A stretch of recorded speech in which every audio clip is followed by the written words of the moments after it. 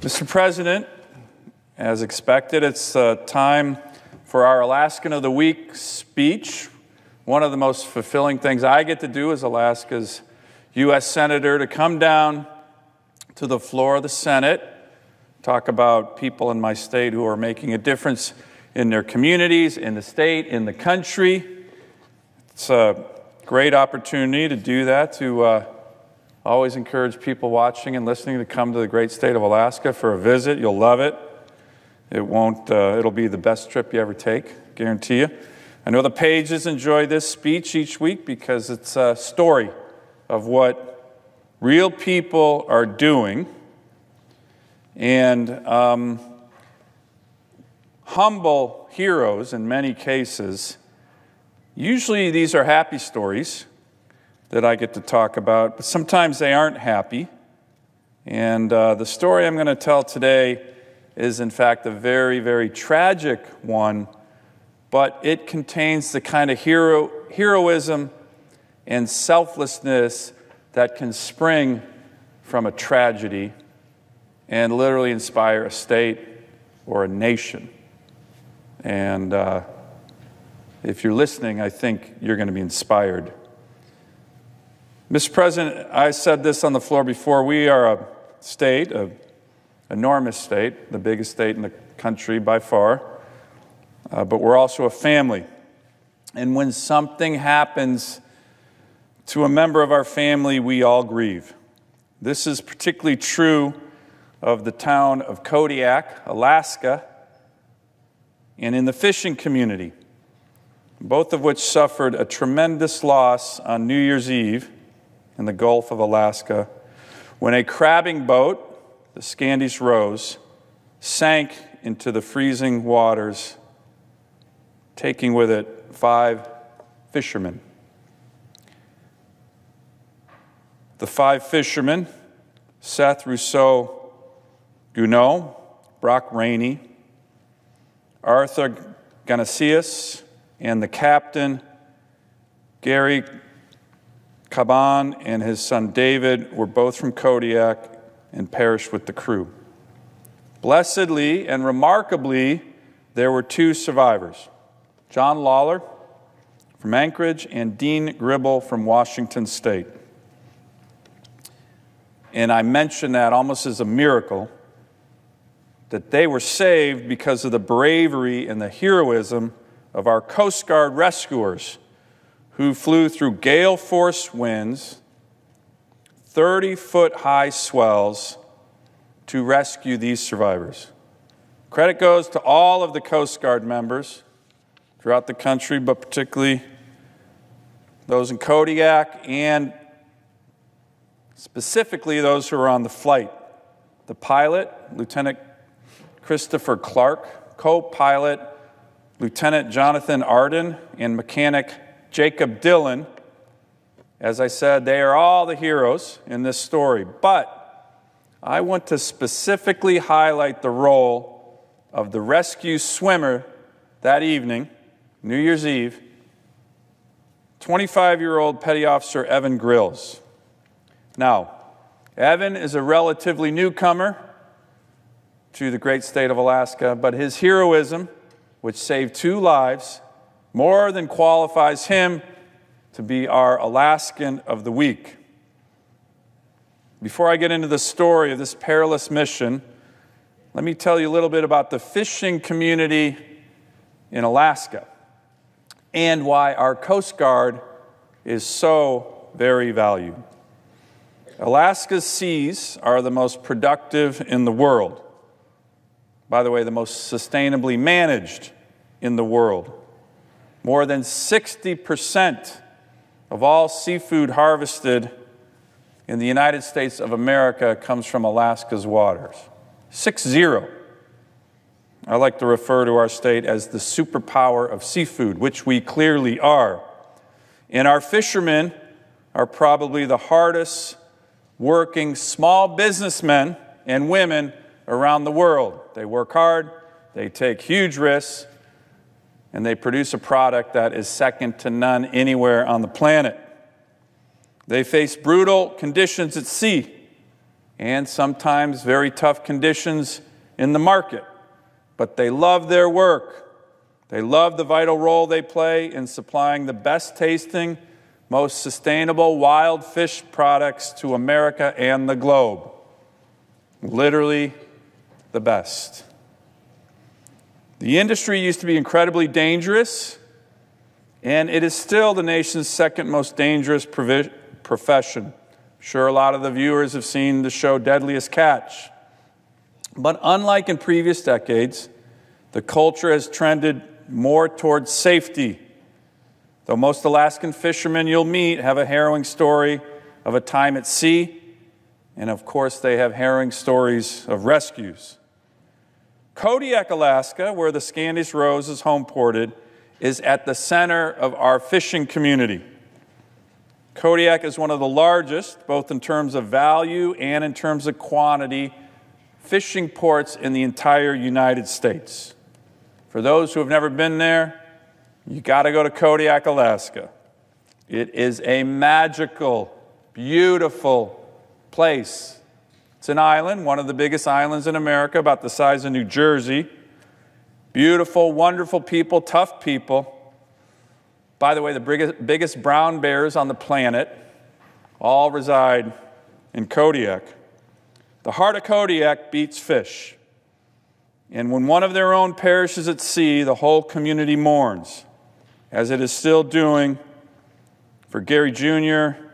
and David Caban, two hard-working, fine fishermen from a great family. Kodiak, Mr. President, is also home to the largest Coast Guard base in the United States, the 17th District. By the way, we're making that base bigger with more assets, more aircraft coming to Alaska because we need it. And as the chairman of the subcommittee in charge of the Coast Guard, I'm going to continue to make that happen for sure.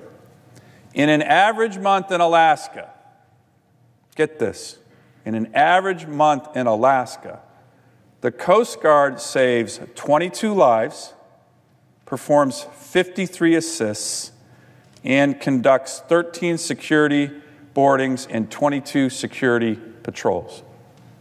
1 month. Think about that.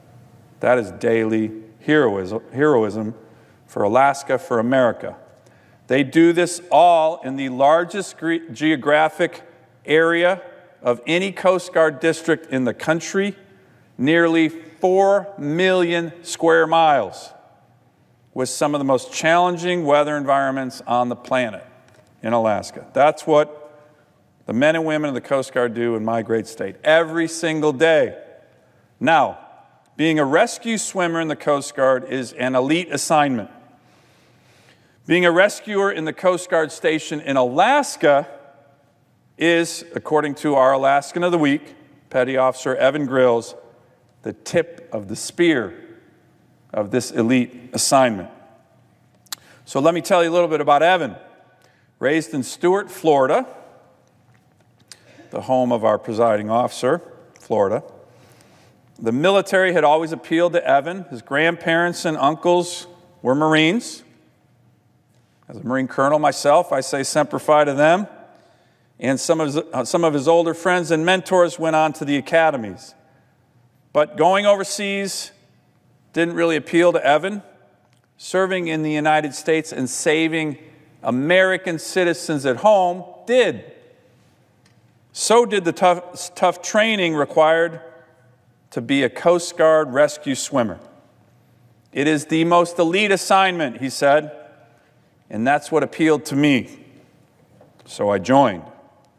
Evan had been in Alaska for less than a year when, on New Year's Eve, just 2 months ago, the call came in that a boat about 170 miles southwest of Kodiak was in trouble. Having trained mostly in swimming pools, this rescue, the one that he was being called upon, was going to be his first. Now think about that. Your first rescue, and I'm going to describe the conditions here that would terrify anyone. Nothing prepared him for what he would soon be undertaking. Mr. President, let me transport you now to this crabbing boat, the Scandies Rose, in the Gulf of Alaska on New Year's Eve. The winds are 40 knots. The seas are 30 feet. The boat is listing to the starboard side. It is 10 degrees out. Everything's freezing, and it is nighttime. It's very dark. It was clear the boat was going down, but the captain, heroically, with minutes to spare, was able to get off a mayday call. In doing so, letting the Coast Guard know exactly where to find them, and the result of the captain's heroic actions saved 2 lives. The 2 survivors, Dean Gribble Jr. and John Lawler, managed to get into their survival suits and a life raft and waited to be rescued in these heavy, rough seas. It was a 4-hour wait. It was very, very cold. They were covered in ice. The seas were pitching their raft. They were hypothermic, and it was pitch black. And they had no idea if anyone was coming.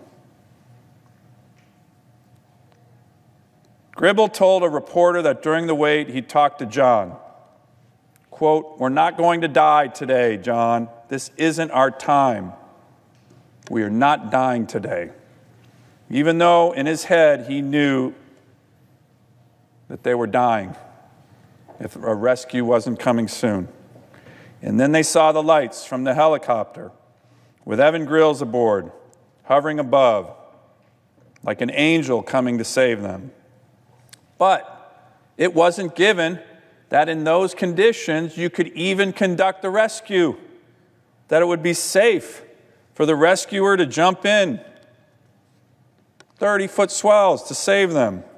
To even try in these huge waves and 40-knot winds in icing conditions was a danger to the crew and the pilots. The flight from Kodiak in those conditions had taken 2 hours, and the helicopter was short on fuel. They only had minutes left to make the decision whether to rescue them, try to rescue them, or turn around and go back to Kodiak. That, combined with the extreme winds and seas and freezing temperatures, made any attempt at deploying a rescue swimmer very, very risky. The pilots confirmed with our Alaskan of the week, Evan. They were nervous for his safety. They were hovering. They had to hover high because they didn't want to be hit by waves. "Are you good with the plan?" they asked. "I guess so," Evan said. First rescue of his career. I don't think there's much of an option not to do it. 1,000 different thoughts went through Evan's head when he leapt into the frigid waters in a gale-force storm in pitch darkness, risking his life to save others. But when he reached the first survivor, he said, quote, "I knew exactly what to do and how to do it. It was almost second nature." His training kicked in. His great Coast Guard training kicked in. He explained the hoist that he had come down with, that came down from the helicopter, to the first survivor and how it worked to be hoisted up into the helicopter. And then the second survivor, he said, "We're going to go up in this hoist together. Relax. I've got you covered." Calm, courage, heroic. And he did. He had them covered.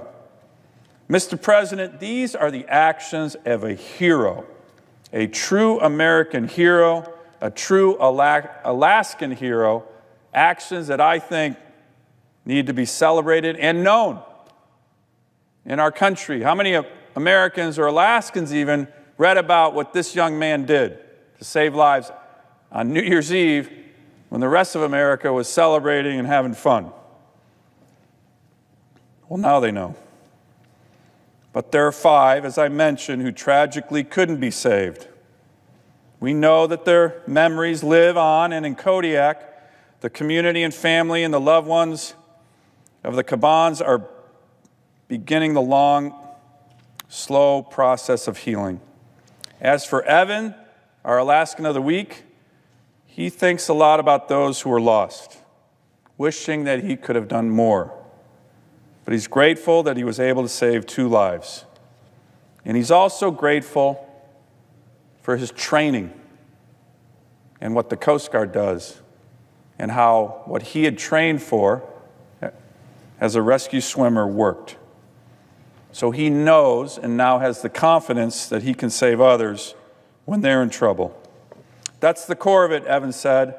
Obviously, we don't ever want anybody to get in trouble on the seas, particularly the rough seas of Alaska, but they do. And I am happy I have the skills and training to save them. Spoken like a true, humble hero, which this young man is. So we are also glad you have the skills and training to save others, Evan, and we want to thank you. Petty Officer Grills, Semper Paratus, thanks for all you're doing. Thanks for your courage, your example, your inspiration, and thank you for being our Alaskan of the Week.